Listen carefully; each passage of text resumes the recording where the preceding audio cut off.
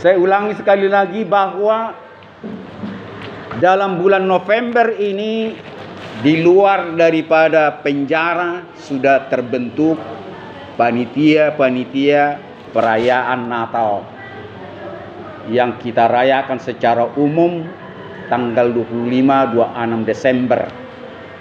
Itu didominasi oleh Protestan dan Katolik. Tetapi kalau dominasi dari Mesianik itu di bulan Agustus, ya. Jadi kita tidak mempersoalkan tanggal dan bulan kelahirannya yang sebenarnya, dan Bible tidak menulis itu, saudaraku, agar kita jangan menjadi tidak bersaudara dalam Kristus oleh karena penafsiran yang berbeda-beda. Namun kelahiran dia memang nyata. Dan sebelum dia lahir, khotbah saya terakhir juga saya katakan bahwa orang Yahudi, agama Yahudi sudah sering membacakan nubuat para nabi tentang kedatangan dia, Mesias. Ya, karena zaman malapetaka, khotbah saya terakhir yang disinggung soal malapetaka dari zaman Nuh, iya kan? Sudah manusia ini terbiasa dengan malapetaka yang diturunkan oleh Tuhan. Namun sebatas penyiksaan di dunia, belum penyiksaan di sorga yang kekal itu. Yang kekal ada Samayim, ada neraka dan sorga atau Samayim. Jadi yang saya maksud adalah karena agama-agama Yahudi sudah tahu bahwa akan datang Mesias untuk penyelamat umat manusia, mereka setiap saat beribadah di tempat Tuhan, ibadah Tuhan, mereka selalu membacakan itu setiap, katakanlah hari Minggu atau hari Sabat, hari Sabtu. Jadi saya mau katakan bahwa begitu lama nubuatan itu dibacakan, beribu-ribu tahun, saya tidak tahu persis ya berapa ribu tahun. Dan nyatalah kelahiran itu ada, yaitu dari zaman Masehi, tahun Masehi, yaitu zaman tahun pertama Masehi. Itulah tahun yang berlaku di seluruh dunia sekarang ini. Makanya disebut tahun kelahiran daripada Kristus Yesus. Ada beberapa aliran daripada yang tidak percaya dengan itu mau mengganti tahun Masehi itu, ya. Dan mereka iri, dengki, ya. Artinya berusaha merongrong kita ini di dalam pengajaran iblis, yang seperti Paulus menengking, ya. Paulus yang menengking daripada rupa-rupa tipu muslihat iblis. Kita bisa lihat di Kisah Para Rasul, ya, Kisah Para Rasul 13, ya, ayat 9 dan 10. Di sini Saulus dan Barnabas di Pulau Siprus. Itu judul perikopnya. Di sini mereka betul-betul menengking kuasa daripada pengesat. Ya. Tetapi Saulus juga disebut Paulus yang penuh dengan Roh Kudus menatap dia, ya, dan berkata, "Hai anak iblis, engkau penuh dengan rupa-rupa tipu muslihat dan kejahatan. Engkau musuh segala kebenaran. Tidakkah engkau akan berhenti membelokkan jalan Tuhan yang lurus itu?" Kita baca bersama-sama kalau jumpa. Ya, Kisah Rasul 13 ayat 9 dan 10. 3, iya. Tetapi Saulus juga disebut Paulus yang penuh dengan Roh Kudus menatap dia dan berkata, "Hai anak iblis, engkau penuh dengan rupa-rupa tipu muslihat dan kejahatan. Engkau musuh segala kebenaran. Tidakkah engkau akan berhenti membelokkan jalan Tuhan yang lurus itu?" Saudaraku, di medsos sekarang ini sudah buka-bukaan tentang kebenaran. Amin. Dan tidak ditangkap saudara. Ya, saudara yang beragama Kristen, Katolik, Mesianik, apapun alirannya, sekarang di Indonesia sudah semakin bebas berbicara tentang agama. Amin. Ini yang kita cari. Kita tidak usah mengkristenkan orang, itu salah. Karena orang Kristen banyak yang dimenangkan, tapi belum tentu terpilih. Amin. Jadi banyak penginjil yang salah atau gereja yang salah. Seolah-olah kalau sudah mengkristenkan, mengagamakan Kristen, sudah selesai. Tidak saudaraku. Tidak cukup. Karena kita harus lebih dari pemenang. Khotbah saya mungkin lima kali sebelum ini saya singgung itu. Kita harus lebih dari pemenang. Kalau hanya pemenang saja banyak. Ya, ratusan juta, mungkin bermiliar manusia yang sudah dimenangkan oleh Tuhan, termasuk saudara dan saya. Amin. Apa arti dimenangkan? Dimenangkan artinya bahwa saudara betul-betul percaya bahwa Yesus Kristus itu, Jesus Christ, Yesus Hamasiah itulah yang dinanti-nantikan umat Yahudi, agama Yahudi ribuan tahun sebelum dia lahir. Itulah Mesias itu. Saudara percaya dan saudara menerima sebagai Tuhan dan juru selamat saudara dan saya. Itu artinya dimenangkan. Kalau hanya dimenangkan, saya hamba Tuhan mengatakan percuma. Karena iblis juga bisa mengatakan itu, kawan. Iblis juga tahu mengatakan itu. Kau anak manusia, anak Elohim yang berkuasa di sorga dan di dunia. Iblis juga mampu mengatakan itu, kawan. Jadi bukan hanya mengatakan itu dan percaya, tidak cukup. Ya, khotbah saya juga terakhir saya singgung itu, bahwa bukan hanya sola gratia yang sudah berlangsung, dia mau datang menjadi manusia padahal dia pencipta langit dan bumi. Itulah gratia, itu anugerah. Dihormati saudara dan saya. Pembacaan Mazmur daripada 91, ya, saudara akan dimuliakan. Ya, bukan dilindungi, ditudungi, tapi dimuliakan. Karena saudara dikenal oleh Elohim, Bapa di surga. Dengan panjang umur akan kukenyangkan dia dan akan kuperlihatkan kepadanya kebenaran yang datang daripada aku. Mazmur 91 ayat yang terakhir, ayat ke-16. Ya, kebenaran akan kuperlihatkan kepadanya.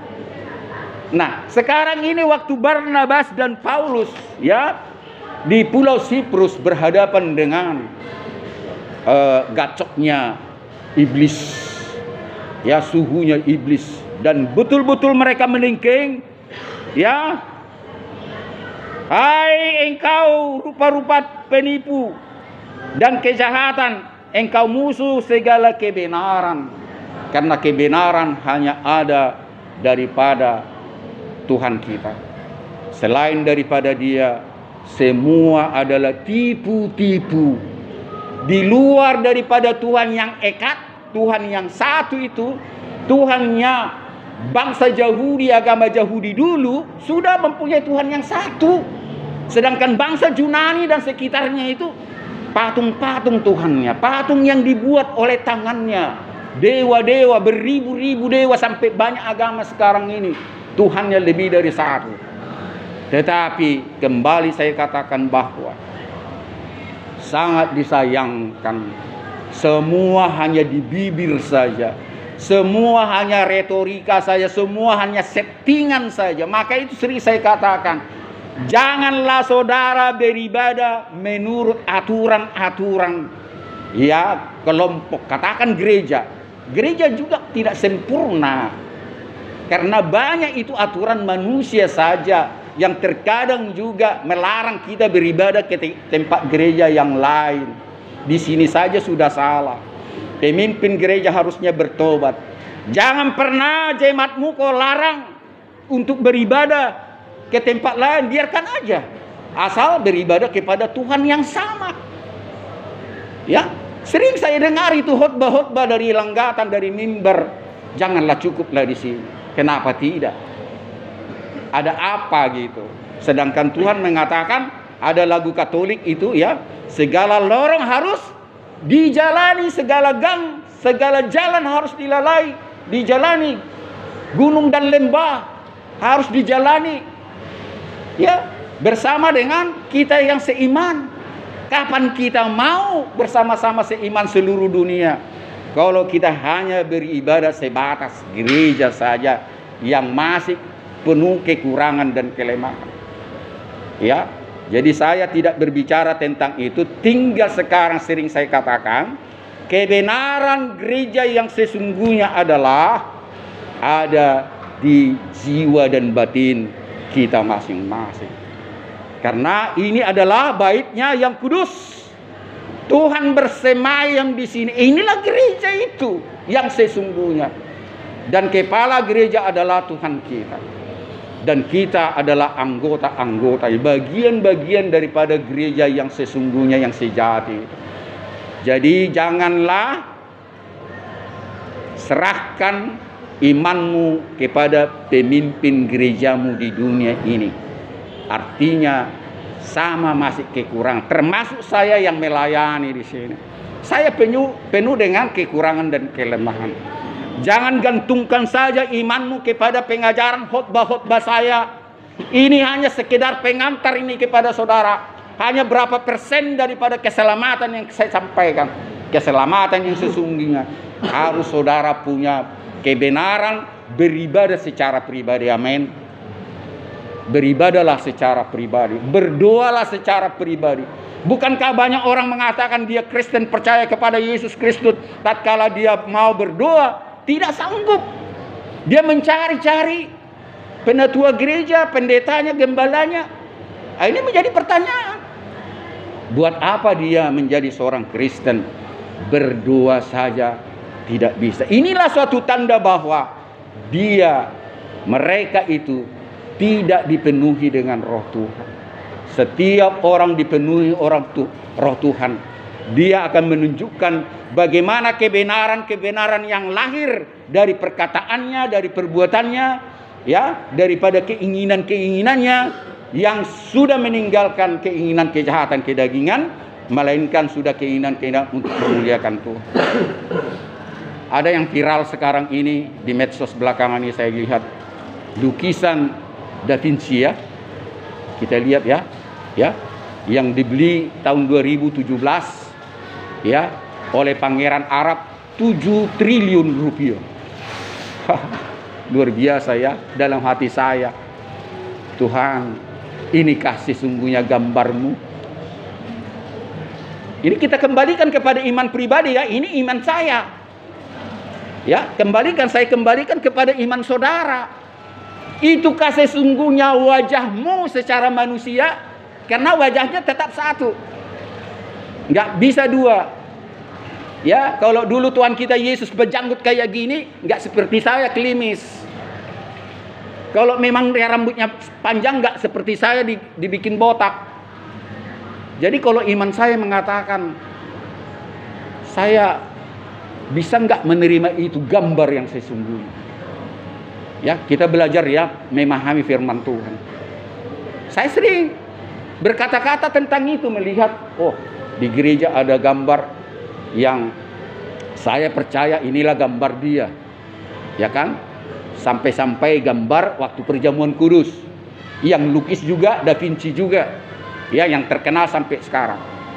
Jadi saya kembalikan lagi kepada kita soal pemahaman kebenaran. Jangan sampai kita diobok-obok oleh iblis.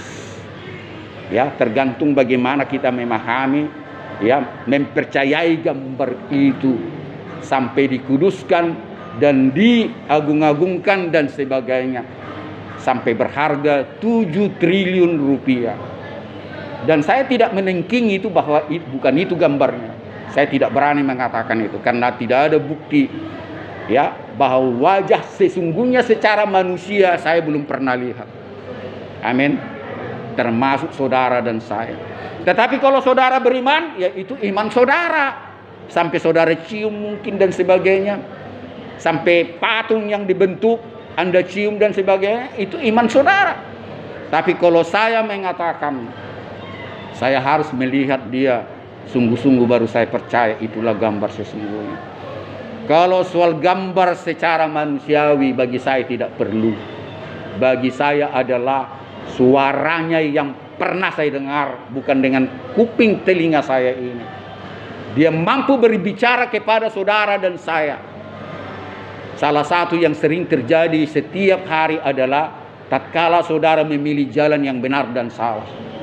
Di persimpangan dia sering berbicara, jangan lakukan itu anakku. Terus adalah iblis yang ditengking oleh Paulus tadi, rupa-rupa penipuan dan sebagainya. Lakukan. Ini kesempatan, ini rezeki, lakukan. Kau masih di dunia, lakukan. Dalam arti apakah di sorga ada persimpangan? Di sorga tidak ada persimpangan antara yang salah dan yang benar. Saya mau katakan itu. Di sorga tidak ada pencobaan lagi. Pencobaan itu hanya ada di dunia ini. Persimpangan itu hanya ada di sini. Sehingga para koruptor sering disapa oleh Tuhan, jangan. Tadi kemarin sore kami membahas masalah dulu bisnis MLM ya dulu ya, yang sampai bermiliar habis sebentar, lipat ganda. Kemarin sore kami bahas gitu. Ya, dikasih dulu orang dapat berlipat-lipat kali ganda dari modal ini. Tergiur dia, dijual semua hartanya, dikasihkan kepada perusahaan itu, multi level marketing itu, ya, untuk mendapatkan hasil yang begitu melebihi katakanlah bunga bank atau bunga deposito dan sebagainya. Tetapi itu penipuan, semua penipuan. Dan terjadilah frustrasi, bahkan ada yang bunuh diri dan ada juga yang stres sampai ya katakanlah sakit jiwa dan tidak mengerti lagi dia siapa dirinya. Jadi ini saya katakan kepada saudara, kalau Saulus bisa menengking itu, engkau adalah musuh segala kebenaran. Tidakkah engkau akan berhenti membolokkan jalan Tuhan yang lurus itu? Dan sekarang orang mempersiapkan panitia perayaan Natal yang saya katakan. Ya, kita tidak mencari tanggal dan bulan kelahirannya.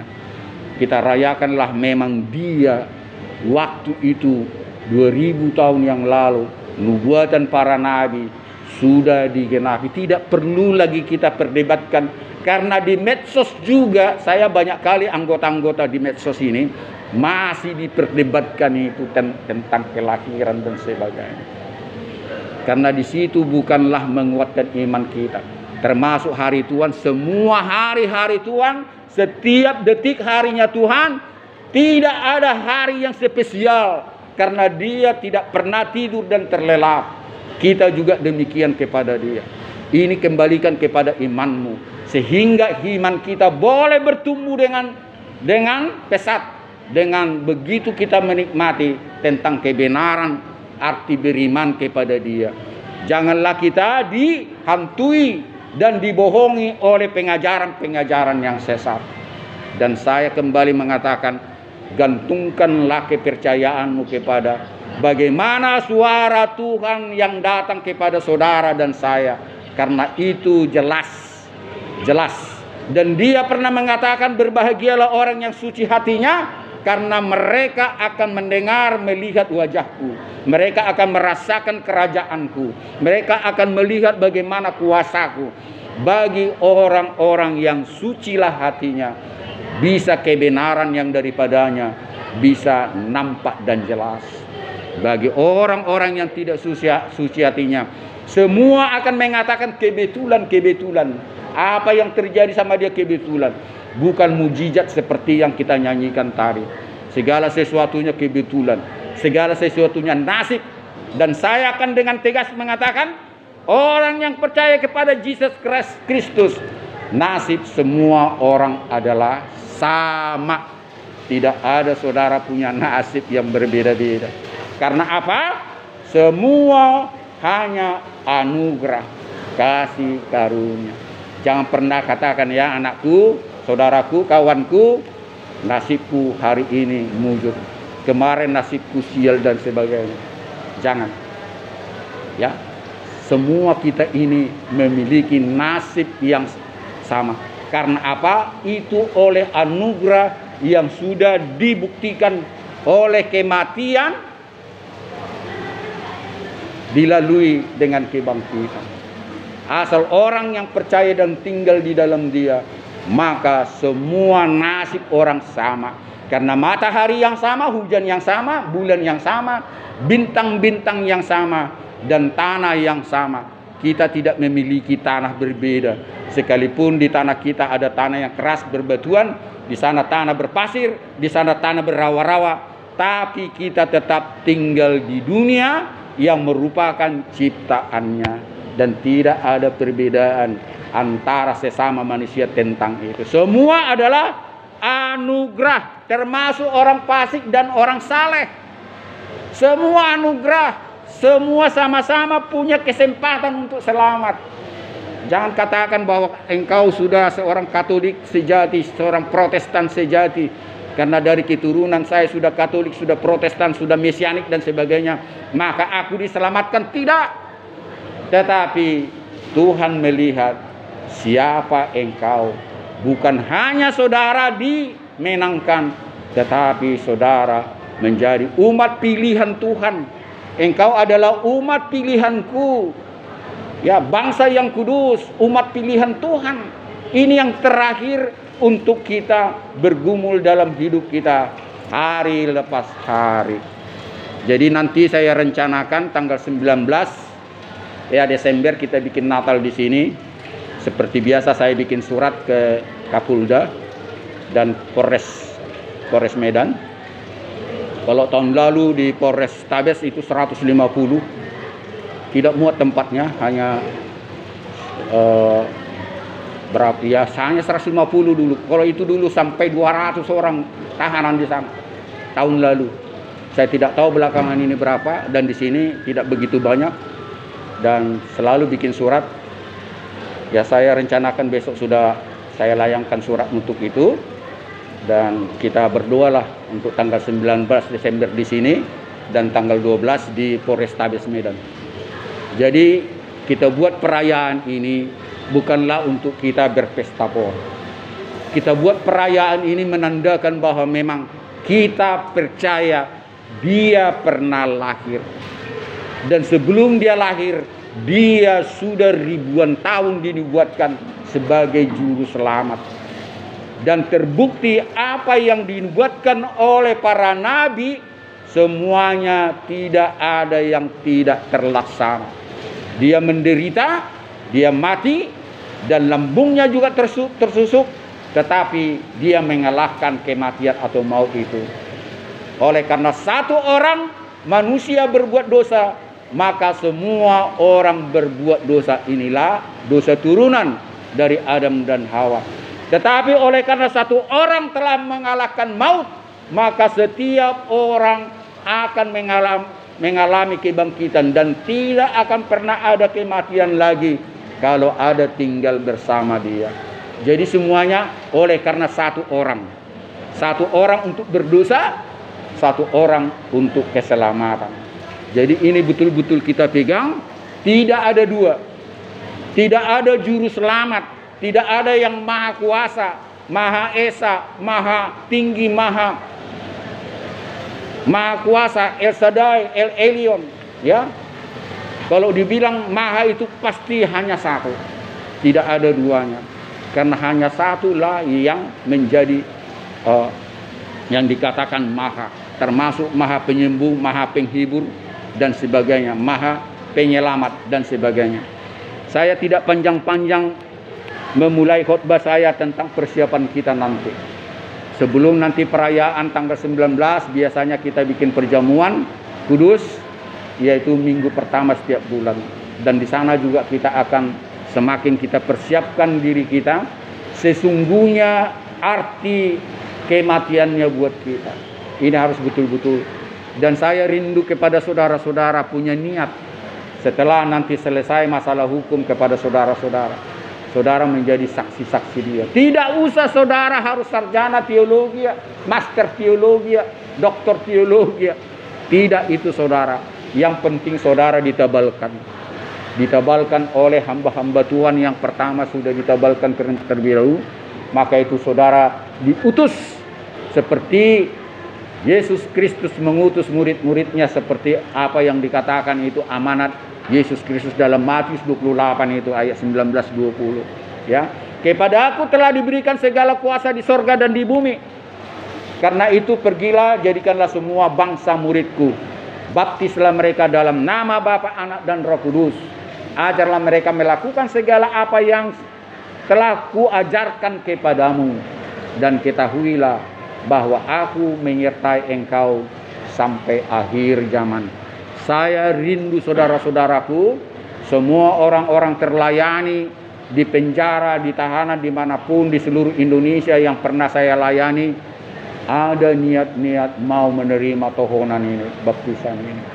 Jadi saya sendiri bukan seorang sarjana teologi, dan saya tidak master teologi, apalagi doktor teologi. Tetapi kalau saya diminta kapan saya di mana saja, saya siap menjadi saksinya. Dan tidak pernah saya kekurangan bahan, malah melebihi bahan. Setiap saat, setiap hari, tambah bahan, tambah firman Tuhan, bertambah. Itu saya alami menjadi suatu kesaksian bagi saudara-saudara. Asal ada niat dan kerinduan, dia akan menambah firman-Nya yang sudah dikaruniakan kepada saudara dan saya. Karena firman itu sendiri melipat gandakan, sehingga nanti saudara bisa menjadi saksi-saksinya. Sekali lagi, bahwa lihatlah, sekarang ini sudah semakin sepi gereja. Kebanyakan orang keluar dari gereja untuk melayani. Tidak mau hanya pendengar-pendengar. Ada banyak gereja, jemaatnya mau seperti kami-kami ini. Kalau hanya pendengar tidak cukup. Ada yang banyak mau mendaftar, kita akan membuka pendidikan misionaris, ya kan? Kami berjanji tahun ini akan dimulai, ingin juga melayani. Mereka-mereka inilah nantinya juga sebagai saksi-saksi Kristus. Tidak usah saya katakan lagi sarjana teologi. Memang sarjana teologi, master dan doktor teologi itu perlu. Itu baik, tetapi bukan itu modal utama. Tapi urapannya kepada saudara dan saya, ya, tohonannya kepada saudara dan saya yang tidak pernah luntur. Kalau saya dulu saya dapat dari tahun 76. Ya, dari tahun 76 baru saya ditabiskan tahun 90 lah. Tahun 87, ya. Tahun 87, maafkan saya. Jadi persiapkanlah hatimu untuk perjamuan kudus nanti minggu pertama, dan persiapkanlah hatimu untuk menjelang perayaan daripada kelahirannya tanggal 19 Desember. Ada satu hal yang saya katakan kepada saudara-saudara, bahwa apapun nanti perayaan itu mungkin tidak sama seperti perayaan di gereja, saudara-saudara. Kita di sini dalam keadaan ya sangat terbatas. Di gereja saudara mungkin mewah sekali, kursinya mewah, langgatannya itu mimbarnya mewah. Tetapi saya mau katakan, di tempat sehina manapun, kalau memang roh Tuhan ada di situ dan kita sungguh-sungguh beribadah, percayalah, hikmat Tuhan, firman Tuhan akan kita rasakan datang kepada saudara-saudara, yang tidak mustahil bisa meneguhkan dan menguatkan saudara, dan berjanji lewat persoalan hukum yang saya hadapi, saya berjanji mau menjadi murid Kristus. Saya mau berjanji mau menjadi pekabar-pekabar Injil. Ini yang dirindukan oleh Tuhan sebagai pelaku-pelaku firman Tuhan. Karena hari kedatangannya semakin nyata. Ya, semakin nyata kita lihat di dunia ini, terjadi di mana-mana. Saudara ingat bagaimana benteng Yeriko ditumbangkan? Ini kita renungkan yang terakhir. Benteng Yeriko, pernah ingat? Ingat ya? Benteng Yeriko ini adalah bagaimana umat Israel dulu berperang. Ya. Namun Tuhan tidak memakai fisik mereka, mengalahkan tentara-tentara yang luar biasa di situ, dan jumlahnya sangat besar sekali. Ya, tidak sanggup secara manusiawi, dari jumlah pun sudah kalah mereka itu. Tetapi Tuhan datang kepada mereka yang berperang mengalahkan benteng Jericho ini. Kelilingilah benteng itu. Ingat Pak ya, kelilingi benteng itu.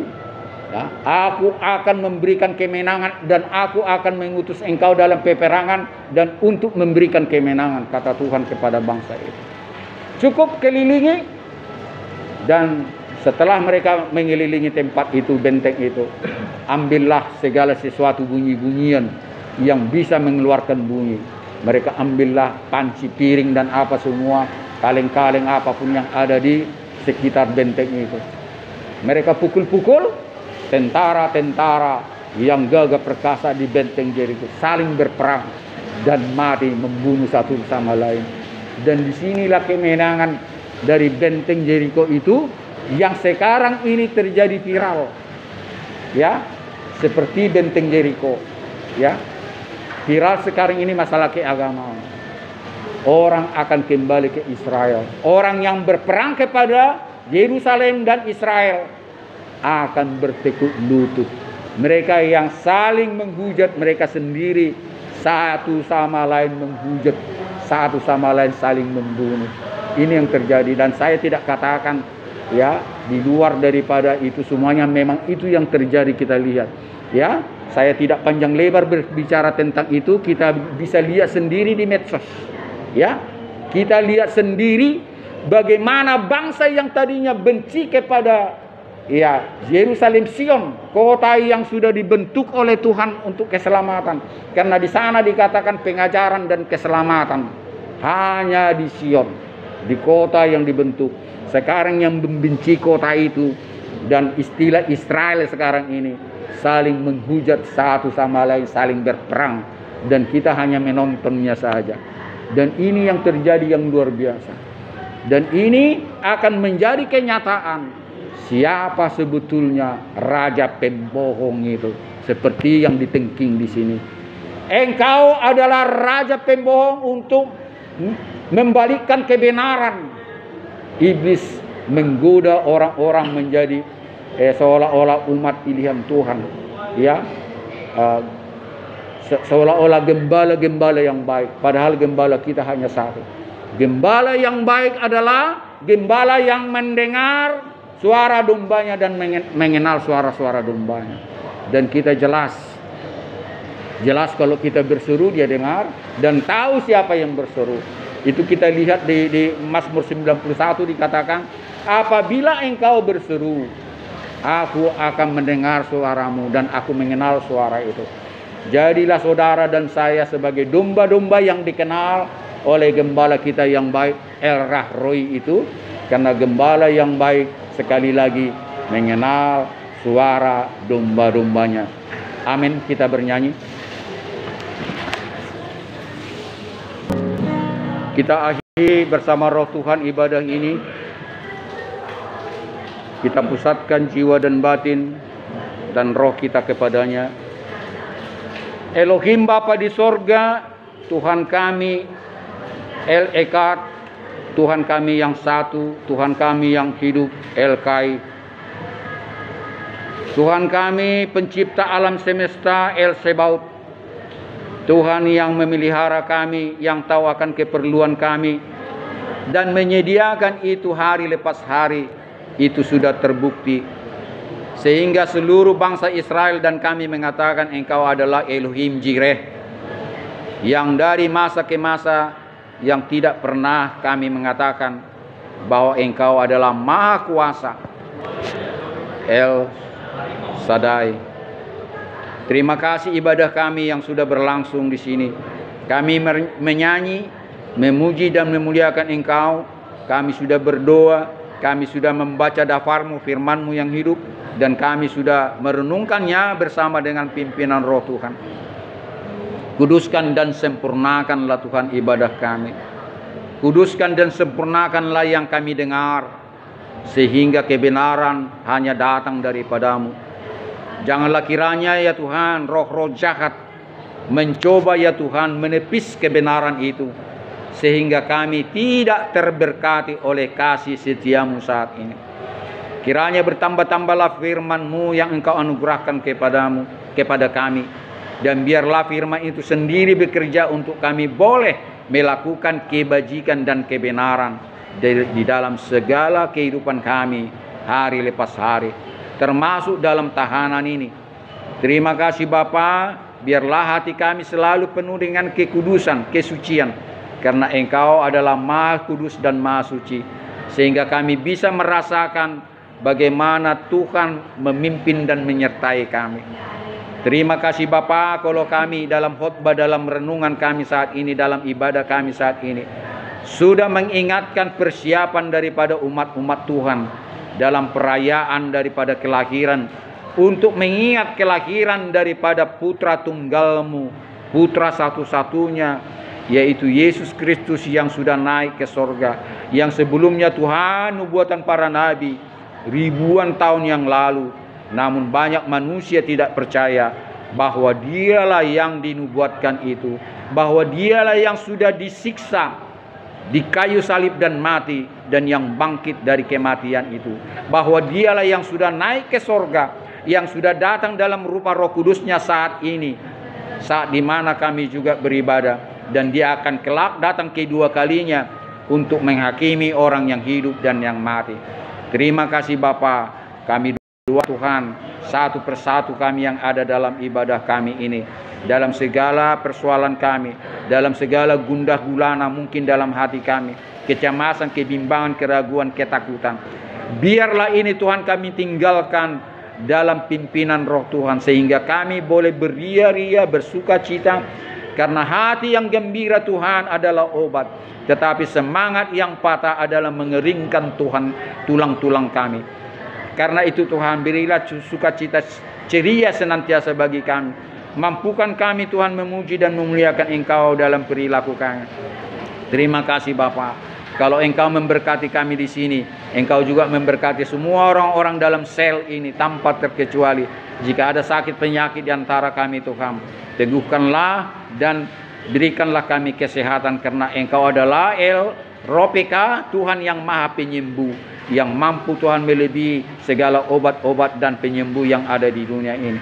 Terima kasih, hati yang patah Tuhan biarlah Engkau tegakkan, biar kami selalu Tuhan memuji dan memuliakan Engkau.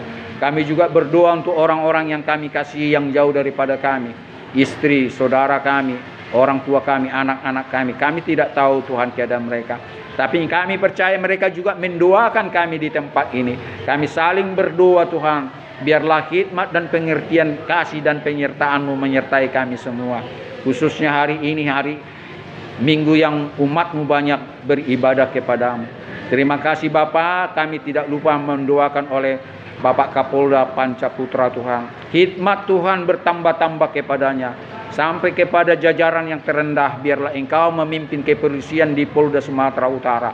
Jika Tuhan kami rindu tanggal 19 Desember nanti di tempat ini, di tempat tahanan itu, Tuhan kami merayakan tempat di mana Engkau lahir di dunia ini. Biarlah Engkau lahir di hati kami, dan jadikanlah tempat ini menjadi tempat rumah doa sekalipun tempat tahanan. Terima kasih Bapa, demikian juga di Polrestabes Medan tanggal 12 Desember. Biarlah Engkau juga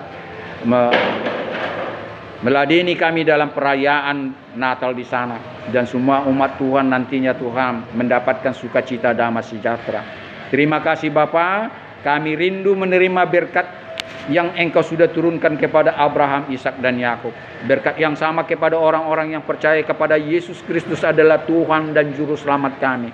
Sebelum berkat itu tercurah kepada kami, biarlah satu sama lain roh kami Tuhan bersama roh Tuhan boleh memanjatkan doa yang sudah diajarkan oleh Tuhan kami Yesus Kristus. Bapa kami yang di sorga, dikuduskanlah nama-Mu, datanglah kerajaan-Mu, jadilah kehendak-Mu di bumi seperti di sorga. Berilah kami pada hari ini makanan kami yang secukupnya, dan ampunilah kami akan kesalahan kami, seperti kami juga mengampuni orang yang bersalah kepada kami. Dan janganlah membawa kami ke dalam pencobaan, tapi lepaskanlah kami daripada yang jahat. Karena Engkau yang punya kerajaan dan kuasa dan kemuliaan sampai selama-lamanya. Tuhan Elohim Bapa di sorga, El Sebaot pencipta langit dan bumi, menyertai dan memberkati engkau saat ini juga. Kiranya disinari oleh Engkau dengan wajah-Nya yang kudus saat ini, dan memberikan kasih karunia.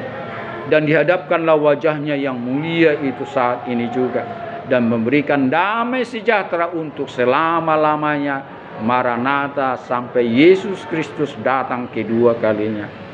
Bapa, terima kasih. Bapa, terima kasih.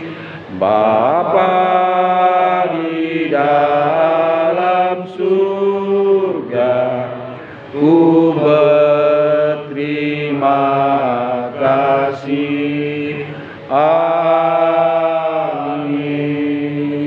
Amin. Amin.